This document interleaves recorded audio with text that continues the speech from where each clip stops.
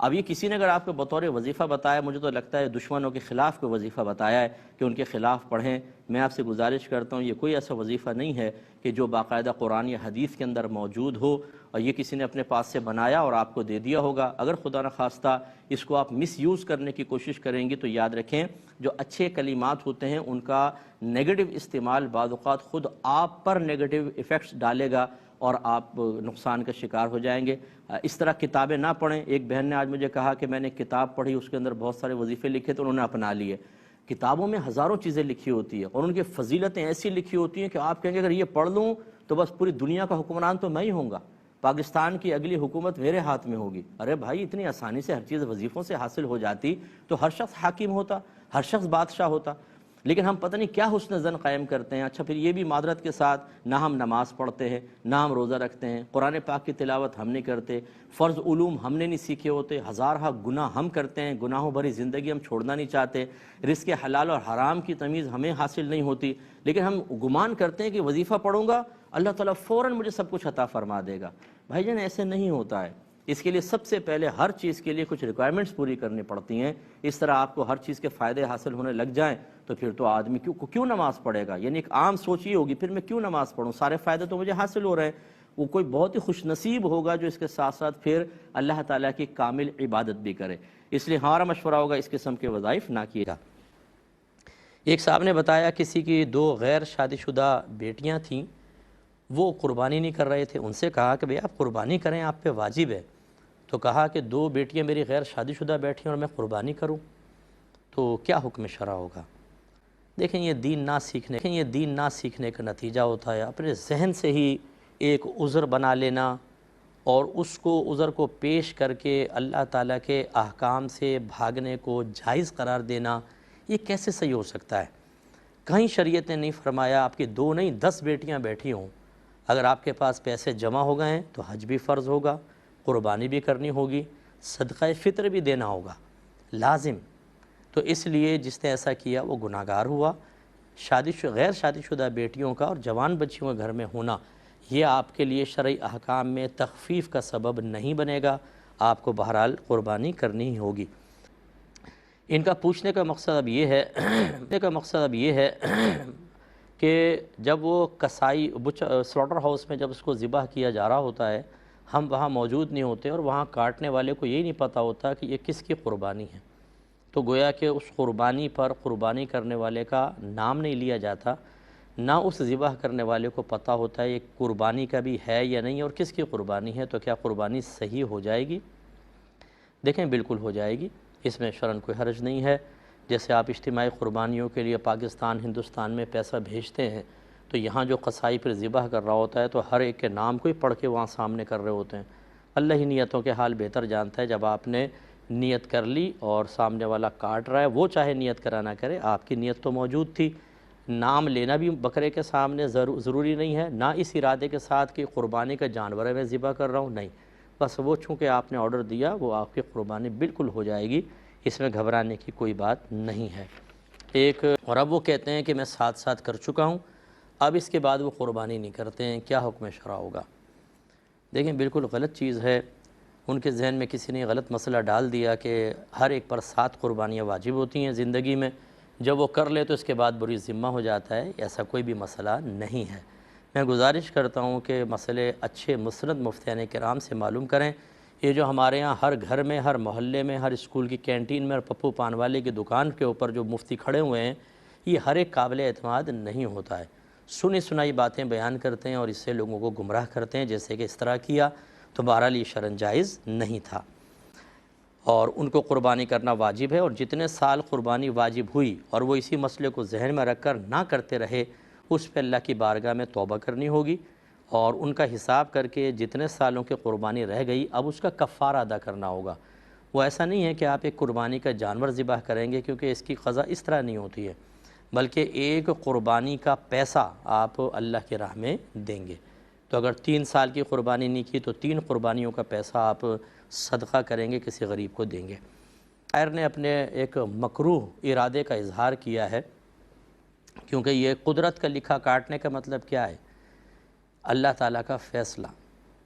یہ جو لوح محفوظ پہ لکھا ہے یا جو ہماری تقدیر اس کو ہم کہتے ہیں، اس کا مطلب کیا ہوتا ہے؟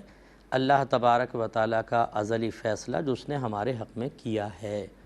اب آپ کہہ رہے ہیں اگر میرے بس میں ہوتا میں قدرت کا لکھا کاٹتا،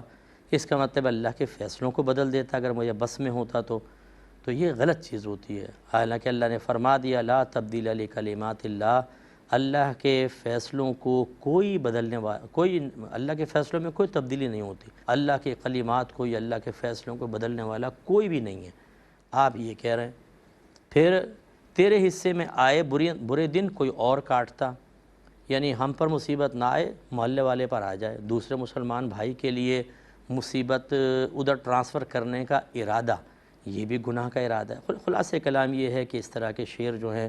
جو لکھتے ہیں وہ عمومی طور پر شریعت کی بنیادی تعلیمات سے ناواقف ہوتے ہیں اور شدید گناہ گار ہوتے ہیں، اور ان میں ایسی اٹریکشن ہوتی ہے بعض اوقات شعروں کے اندر کہ یہ ایک نہیں لاکھوں کے اندر پھیل جاتے ہیں اور گمراہی کا سبب بنتے ہیں۔ ایسے میں اگر لکھنے والا یہ سمجھتا ہے کہ میری کوئی گرفت نہیں ہوگی آخرت میں، تو وہ بھی مر کر دیکھے، میدان محشر میں کھڑا کیا جائے گا، اور خدا نہ خواستہ اس قسم کے گندے اور غلط شعر جیسے شرابوں کے اوپر شعر لکھ دیتے ہیں کہ ان شعروں کو کوئی سنے، ان گانوں کو سن لے تو شراب کے لیے دل بے چین ہو جائے اور آدمی کہے کہ یہ شراب پی لے، تو معاذ اللہ ثم معاذ اللہ اس کا مطلب یہ ہے کہ ان اشعار میں شراب پینے کی ترغیب دی گئی ہے، دلوں کو بے چین کر دیتے، طبیعتوں کو شراب کی طرف مائل کرنے والے اشعار۔ اب جو اتنے لوگ اس کی وجہ سے شرابیں پئیں گے یا شراب پینے والا ان کو سن کر استقامت حاصل کرے گا، اس شخص پہ جو وبال ہوگا آخرت کا یہ تصور نہیں کر سکتا اس کو کتنا عذاب ہونے والا ہے۔ اس لیے جو شعر لکھنے کی صلاحیت رکھتے ہیں خدا را ایسا نہ کریں۔ اسی لیے جو نعت لکھتے ہیں میں ان سے بھی گزارش کرتا ہوں کہ آپ اگر لکھتے ہیں، آپ کا شوق ہے تو لکھیں، لیکن اس کو عام کرنے سے پہلے کسی اچھے مستند مفتی صاحب سے وہ شعر چیک کروا لیں کہ دیکھیں اس میں کوئی شرعی لحاظ سے گرفت کا پہلو تو نہیں ہے، کیونکہ اگر آپ نے ذرا بھی مسٹیک کر دی اور وہ عام ہو گیا تو پھر آپ سمیٹ تو سکتے نہیں ہیں، کیسے روکیں گے لوگوں کو؟ ایک چیز نکل گئی ہاتھ سے تو نکل گئی، اور آپ کے لیے بہت ہی بڑا گناہ جاریہ ہوگا۔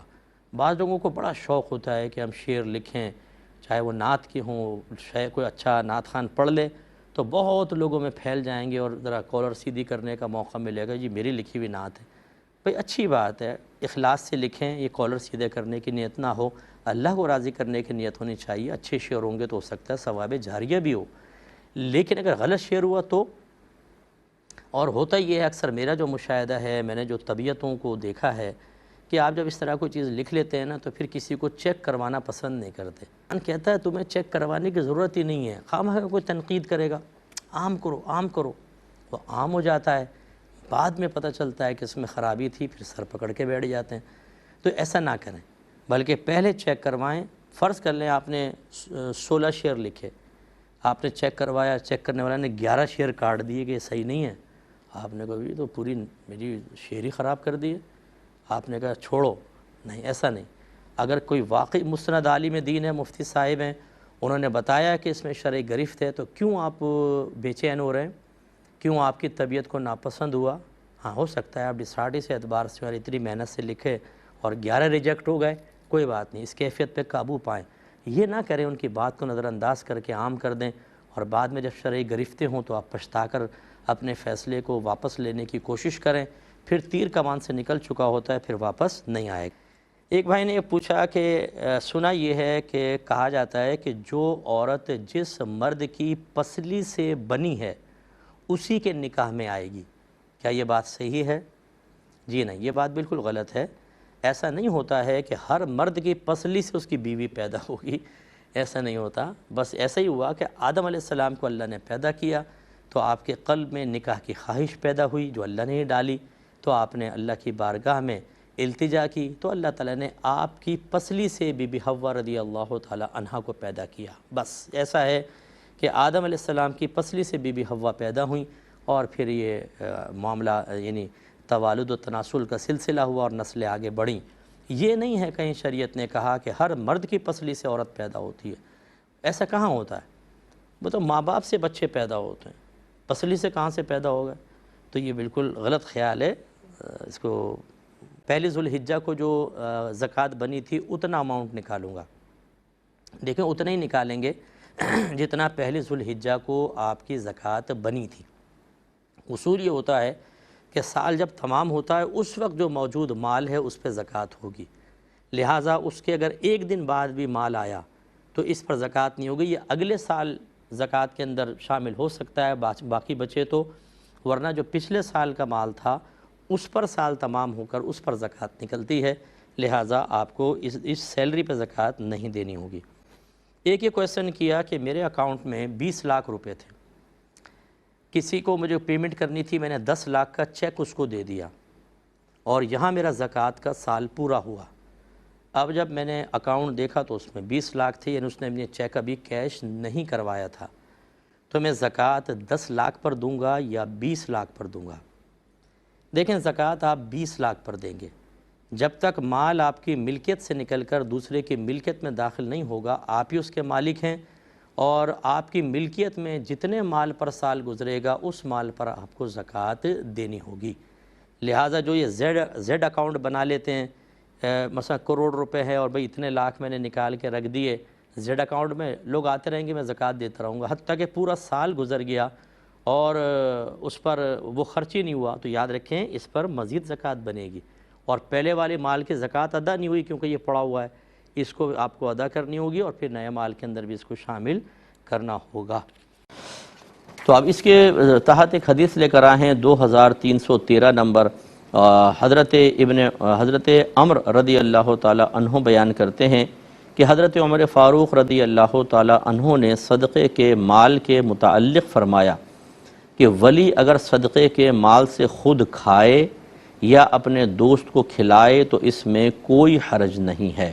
ولی سے مراد وہی جو والی ہے، شہر کا والی، حاکم ہے، جبکہ وہ اس سے مال جمع نہ کرنا چاہتا ہو، یعنی یہ مقصود نہ ہو کہ اپنے قبضے میں لے لیں، جیسے پلاٹ بنا لیں، سامان اٹھا کے لے جائیں، یہ نہیں ہے۔ اب مہمان آ گئے ہیں گھر میں،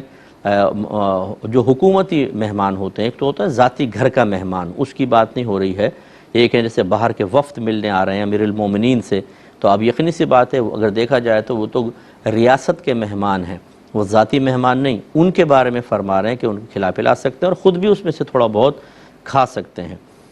حضرت ابن عمر رضی اللہ تعالی عنہما، حضرت عمر رضی اللہ تعالی عنہ کے صدقات کے منتظم اور متولی تھے، تو اہل مکہ سے جو مہمان ان کے پاس آتے وہ ان کو اس مال سے کھلاتے تھے۔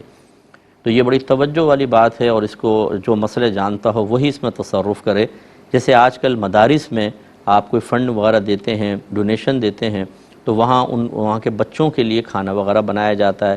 ٹیچرز بھی اس میں سے کھاتے ہیں، بعض اوقات ایسا ہوتا ہے، اور یہ بھی ہمارے ہاں عرف جائز ہے دینی اداروں کے اندر کہ اس قسم کے مال سے انہیں بھی کھلا دیا جاتا ہے جو مہمان آتے ہیں، دارالعلوم میں ملنے آئے علماء وغیرہ یا کوئی، تو انہیں بھی کھلا دیا جاتا ہے۔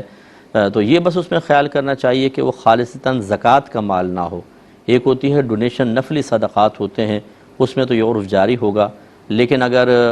وہ صدقات واجبہ میں سے کسی نے دیے ہیں تو پھر اس میں سے غنی نہیں کھا سکتا، اسے پھر وہ شرعی فقیر جو بچے ہیں مہمان، اور ان میں بھی وہ کہ جو غریب بچے ہیں، یہ نہیں کہ مثال کے طور پہ ہاسٹل میں کوئی امیروں کا بچہ بھی ٹھہرا ہوا ہے تو وہ اس کھانے میں سے کھائے، وہ ایسا نہیں کرے گا، اسے اپنا کھانے کے پیسے خود علیحدہ دینے چاہیے۔ زکوٰۃ کے مال میں سے عام آدمی نہیں کھا سکتا، غنی نہیں کھا سکتا، وہی کھا سکیں گے جو اس کے مستحق ہیں، تو اس لیے ڈونیشن وغیرہ جو نفلی صدقات ہوتے ہیں ان کے اندر وہ کھا پی سکتے ہیں۔ تو یہ تھوڑا سا اس لیے میں نے کہا کہ تھوڑا احتیاط کرنی چاہیے، اور کرتے بھی ہوں گے ادارے والے، یقینی سی بات ہے کہ انہیں یہ مسائل معلوم ہوتے ہیں تو خیال کرتے ہیں، تو اس لیے اگر کوئی آپ میں سے کوئی دیتا ہے تو تشویش میں مبتلا نہ ہو۔ اگلا باب قائم کرتے ہیں کہ باب الوکالتی فی الحدود، حدود میں وکیل بنانے کا باب۔ حد اس سزا کو کہتے ہیں جو اللہ تبارک و تعالی یا اس کے رسول کریم صلی اللہ علیہ وسلم کی طرف سے مقرر کر دی گئی ہو، اور اس میں عام انسانوں کو تصرف، تغیر، تبدل کا اختیار حاصل نہ ہو۔ جیسے چوری کریں تو ہاتھ کاٹنا، اگر کوئی زنا کر لیتا ہے، غیر شادی شدہ کرے تو 100 کوڑوں کی سزا ہے، اور شادی شدہ کر لے تو ہمارے مذہب میں بڑی سخت سزا ہے، اس کو رجم کرنا۔ رجم کا مطلب ہوتا ہے پتھر مار مار کے اس کو ہلاک کر دینا، تو یہ سزائیں اس کو حد کہتے ہیں۔ اور اگر حاکم اسلام یا آج بھی جیسے ججز وغیرہ ہیں وہ اس حدود سے ہٹ کر کسی کے اوپر اپنی ثوابدید سے کوئی سزا جاری کرتے ہیں تو اس کو تعزیر کہا جاتا ہے۔ اسی لیے آپ سنتے ہوں گے لفظ تعزیرات پاکستان، تو یہ تعزیرات وہی سزائیں ہوتی ہیں۔ یہ کہتے ہیں کہ ہمارے پاس ایک بکرا ہے جو 1 سال کا کنفرم ہو چکا ہے، لیکن اس نے دانت نہیں نکلے، جسے 2 دانت نکل آتے ہیں، تو کیا حکم ہوگا؟ دیکھیں، اصل دانت نہیں ہے، اصل عمر ہے۔ تو وہ دانت اس لیے دیکھتے ہیں تاکہ ہمیں عمر کا یقین حاصل ہو جائے کہ 1 سال کا ہو گیا، لہذا آپ کے گھر میں پلا ہوا ہے، آپ کو یقین ہے کہ 1 سال کا ہو گیا، تو دانت نہیں بھی نکلے، اس کی قربانی بلا کراہت جائز ہے، بالکل جائز ہے۔ ہاں، منڈی میں جب آپ جائیں تو پھر اس میں ہم کہتے ہیں کہ احتیاط کر لیں، ہو سکتا ہے دانت نہیں نکلے، تو ہو سکتا ہے وہ 1 سال کا پورا نہ ہو اور وہ جھوٹ بول کے آپ کو دے رہا ہو، تو وہاں پہ پھر بھی اگر آپ جو اچھے شناخت رکھنے والے ہیں وہ قد کاٹ سے اندازہ کر لیتے ہیں یار سال کا ہو گیا ہوگا، تو اس کو کھیرا بکرا کہتے ہیں۔ قربانی کھیرے بکرے کی ہو جاتی ہے جبکہ عمر 1 سال پوری ہو۔